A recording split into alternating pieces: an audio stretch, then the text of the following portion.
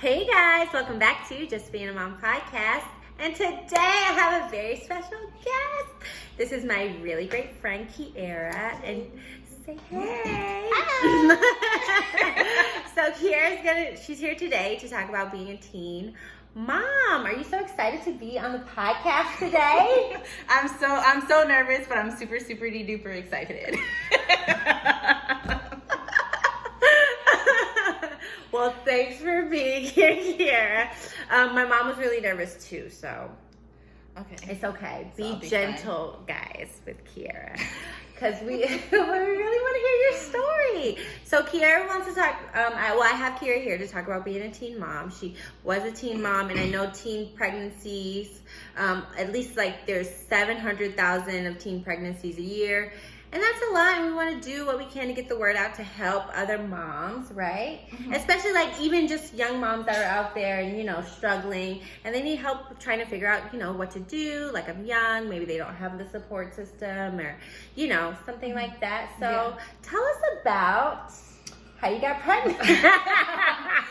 I mean, to be completely honest, I think it was something we were very, very irresponsible, and we were teens. You know what I'm saying? So it's just we thought we knew more than what we really did. So, I would never trade my firstborn for anything, but she's great. She's really cute. She's so smart, but I mean, it's definitely something that was unplanned, and us being teenagers, it's so crazy because her birth date is actually the day I graduated, but a year earlier. So it's just I graduated this day and she was born a year after. So it's kind of, I don't know how it makes symbolic. Me feel. Yeah, definitly.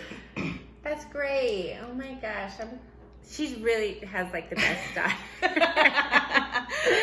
She really does. But what was your reaction when you found out you were pregnant? At first I cried. I had no idea. I knew, I didn't want to say something was wrong with my body, but my periods were really irregular. So it wasn't something oh wait, you don't have your period, something's up. So it was just I kind of I missed it, didn't pay attention, missed it again, didn't pay attention. It's so crazy. When I found out, I was actually 16 weeks.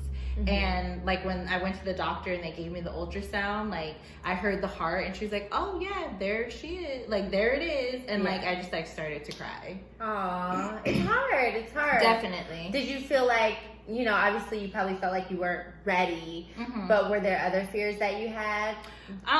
No, not really. I think it was more so just I'm not ready. I was still a kid myself. Yeah. So it's just I knew, because I have a younger brother, so it's just I used to always change my brother or watch him, give him his bottle, but it's just when it's your own, it's kind of just it's different. It's way different than being a parent. Yeah. Well, tell us about Dad. Well, Dad, I mean, we were both the same age. He's my high school sweetheart, so to speak. They're still together. Yes. And normally that does not happen. Only 10% of teen couples stay together. Oh, so. I didn't know that. Yeah. That's so cool.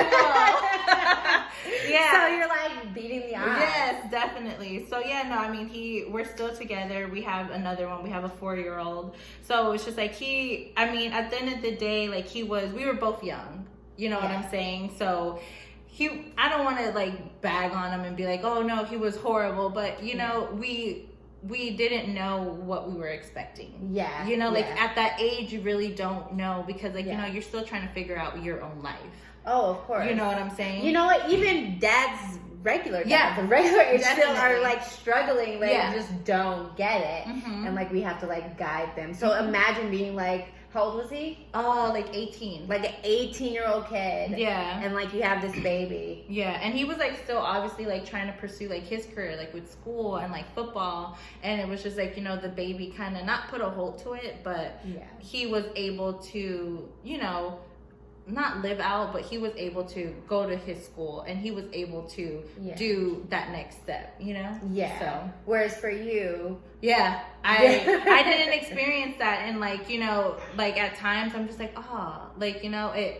miss that feeling of just being a child, I miss that irresponsible stage. But it's just it, like I said, I wouldn't I don't take it back, but like, you know, knowing, I'm just like, all right, like, you know, I would have been better prepared if I would have waited. Yeah. So Of course.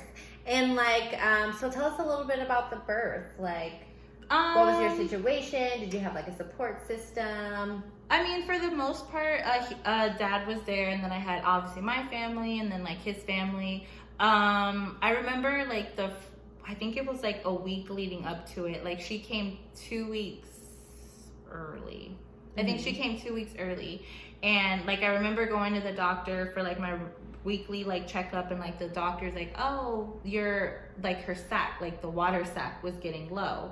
So I was just like, okay. And they were just all like, come back tomorrow, and like, you know, we're gonna see you and like make sure everything is okay. So like I went back home, and then I went back to the doctor, and they were just like, oh, like your sac is like low, so we're gonna induce you. So I was like, oh, she's coming out. Great. So then I was like, I'm already not ready. Yeah. So she was coming, and then like we're at the hospital. I was like there like from 6 a.m. and they broke my water around like noon. I really didn't feel anything until like, you know, 1, 2 o'clock, and then like that's when the pain like really started. So I'm like, okay, like this, like it hurts. Like wait a minute. It hurt, and I just remember like them giving me like painkillers, and like I just remember just like going to sleep.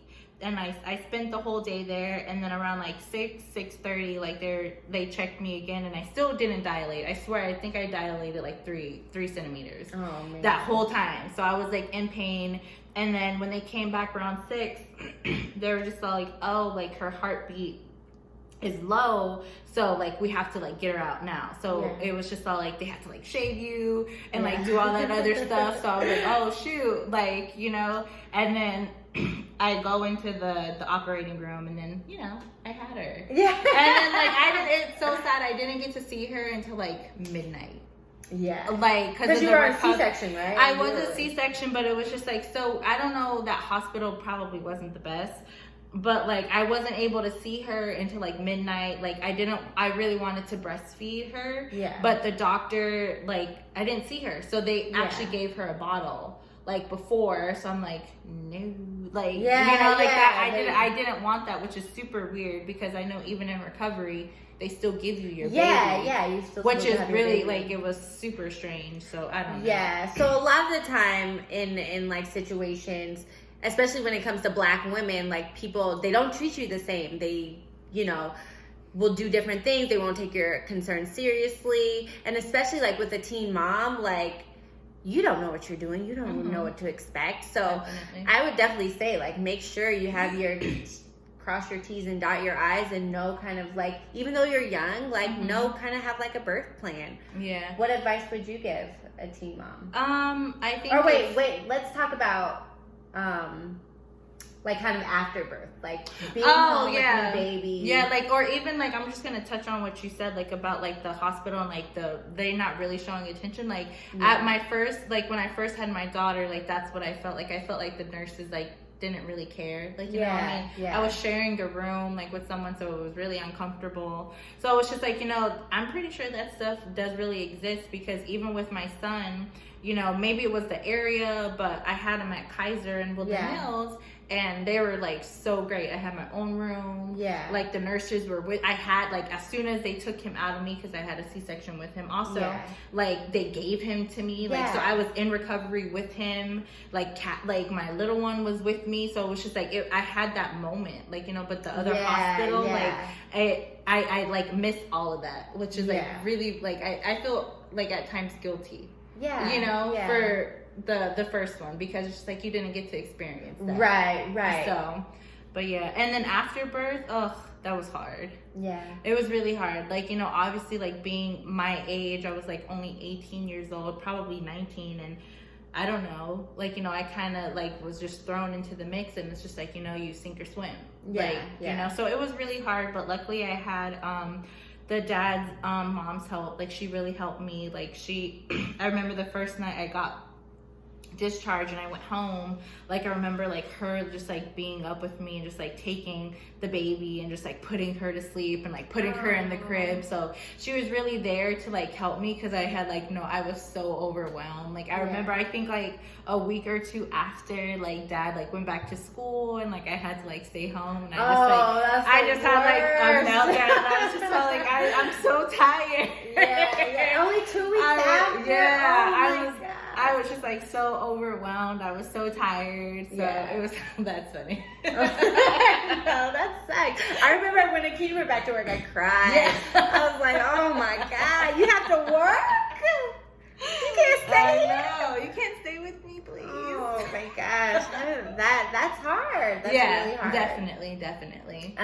What's one of the biggest things that was the hardest? Do you feel like you had enough support, or? I think in the support world, I feel very, very good. I think I had a big support system, and I know like my mom was there to help me, my sister was there to help me, and Dad's mom was there to help me. So it's just like I had a really, really, really good support system. Awesome. So like even though I felt alone, like realistically I wasn't alone. So do you think that you went through any like postpartum or anything? Or were you pretty like? I don't think so, to be quite honest. Like I can't really remember like a time like when I was like, oh, like I think I'm depressed, or I can't really like put my finger and be like that like I did, because I don't really think I may have, but I didn't really feel that way. Like I know besides like the breakdowns, oh maybe that could have been it. I mean no, maybe it wasn't. I don't know. Because there's the baby blues, and I definitely feel like I definitely had the baby blues. Because you just don't feel like, especially coming from like your experience too, like you really don't feel like connected with the baby for like a couple weeks, and it's just like, what are you doing, little baby? Exactly. It's hard. It's definitely hard, but I mean it's stressful, but at the end of the day it's just like so rewarding. Oh my gosh, don't you love being a mom? I do. Oh my God, we love it. You should totally be a mom. If you want to be a teen mom, we don't recommend it. We don't recommend it. Please wait until you have your ducks in anything. Nothing. It was hard, right? It was super hard. But luckily, you did do it. Yeah, I did. But luckily, like they said, like school's always there, but wait if you can. Wait. Because even I think I had Elijah at 28, it was still hard. And like you're so lucky to have a support system. So I would say like, if you are a teen mom or if you are pregnant right now, get that support system ready. If you need to move closer to family, consider doing that. What's like your biggest advice you would give to a teen mom? I mean, you can do it. Like as hard as it's gonna be and as stressful as it may seem at times, like you'll get through it. And you can do it. Like when it's like crazy, like whenever that baby comes into your arms, it's just like, okay, fight mode. You know, so you can do it, and like don't second guess yourself because you can. Oh my God, that was such good advice. Like I felt like you were talking to me. I think every mom could use that advice. Thanks. That's such good advice. Well, I want to thank Kiera for coming You're to welcome. the podcast, even though you were nervous. Oh my God, I know. It was easy. Yeah, it's so easy for anyone else who wants to get. It's just like you're talking. See? And I like talking. We like talking. Yeah. We talk all the time. We talk all the time. But guys, thanks for watching today. Don't forget to like, subscribe, click the bell for notifications, share. And thanks so much for watching, guys. And we'll see you next week. Bye. Thanks for watching. Don't forget to like, subscribe, and hit the bell for notifications. See you next time.